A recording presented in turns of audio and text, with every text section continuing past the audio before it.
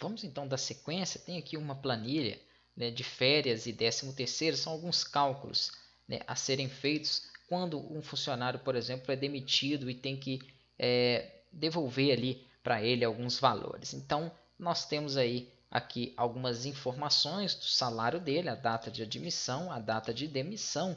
Eu quero saber quantos avos adquiridos, que vão ser quantos meses ele tem direito aqui a receber. Com base nesses meses, nós faremos aqui o cálculo de salário, 13º, férias e 1/3 aqui das férias dele. É bem tranquilo de criar isso, porém nós precisamos utilizar uma função DataDiff. Nas aulas anteriores nós vimos algumas funções de data e essa DataDiff vai ser essencial para que nós possamos então utilizar, né, aqui dentro dessa planilha. Por quê? Porque ela cria e acha uma diferença entre datas. Só de olhar aqui eu sei que a diferença entre datas, né, do mês 1 ao mês 12 são de 11 meses. Vamos aplicar aqui a data para que nós possamos entender a sua sintaxe. A data diff, abre parênteses, seleciona a data inicial, tá joia? Que seria, no caso, a data de admissão dele, só não coloquei aqui o igual, né? Seleciona a data, então, de admissão, ponto e vírgula, seleciona a data da demissão, e aqui, novamente, ponto e vírgula, porque entra um parâmetro nessa função.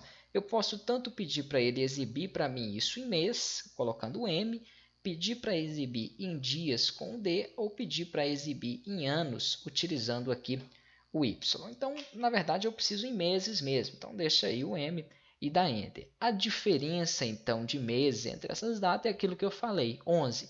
Certo, até aí tudo bem, tudo tranquilo. Só que, se o funcionário fosse admitido antes do dia 15, esse mês 1 contaria.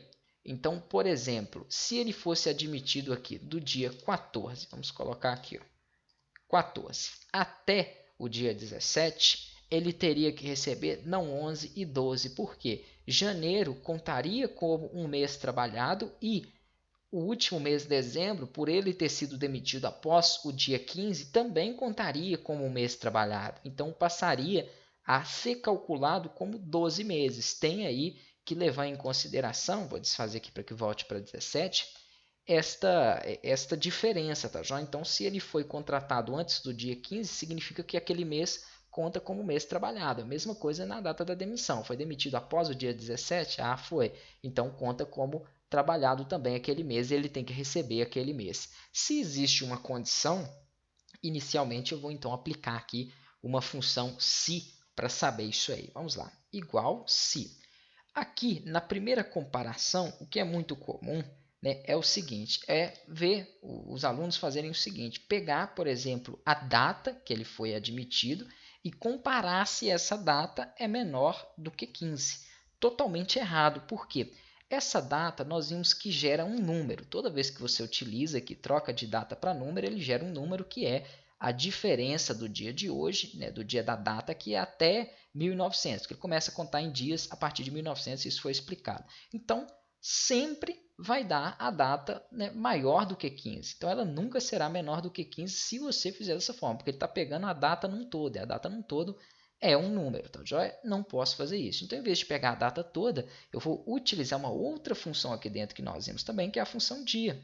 E vou comparar se a minha função dia ela é menor que 15. Como assim? Quando eu colocar aqui a célula da data que eu estou comparando, em vez de ele pegar a data toda, ele só pega dessa célula o dia. Então, até então, ele está comparando o seguinte, se o meu dia daquela data, que é 17, é menor que 15. Opa, então a primeira condição aí está perfeita, até certinha. Se esse meu dia for menor do que 15, então faça o seguinte, eu tenho que contabilizar aquele mês, né? Então vamos fazer uma data diff, uma diferença aqui, aí a fórmula vai ser bem igual àquela ali. Eu vou colocar então o B2, né, que é a admissão, ponto e vírgula. Vou colocar a demissão, ponto e vírgula. E aqui eu quero que me resulte em mês. Ok, tanto faz, é minúsculo ou maiúsculo. Só que eu quero também que ele acrescente para mim, então vou colocar aqui, ó, mais um. Por quê? Porque se ele estiver contando aquele mês ali, se for menor do que 15, ele estará contando aquele mês, então acrescente ao final para mim mais um. Se não for menor que 15, ele cai na condição inversa aqui. Ó. Então, vou colocar aqui data diff novamente e vou utilizar aqui para ele, né, a célula de admissão, a mesma coisa, só que eu não vou incrementar mais um. demissão e me mostre também em meses. Neste caso, por não ser menor do que 15, né, por ser 17, ele cai então nessa condição aqui contrária e vai me mostrar somente a diferença normal que vai dar 11. Mas depois nós vamos fazer ali também as alterações. Verifiquem aí se todos os parênteses foram fechados, né, o parêntese da função se, o parênteses aqui do data_diff, ok? Todos eles aí tiverem certinho, o meu não está. Pressionou Enter, por exemplo, ele mostrou que está faltando aqui algo, né, dentro da minha condição ou dentro aqui da minha comparação.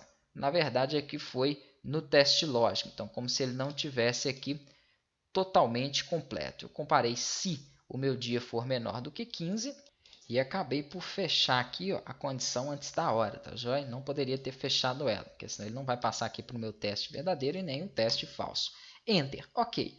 Dei Enter e aí? Ele me mostrou esse negócio aqui esquisito, né? Por quê? Está configurado como data, tá joia? Vamos voltar aqui para geral. Geral, ele me mostrou 11.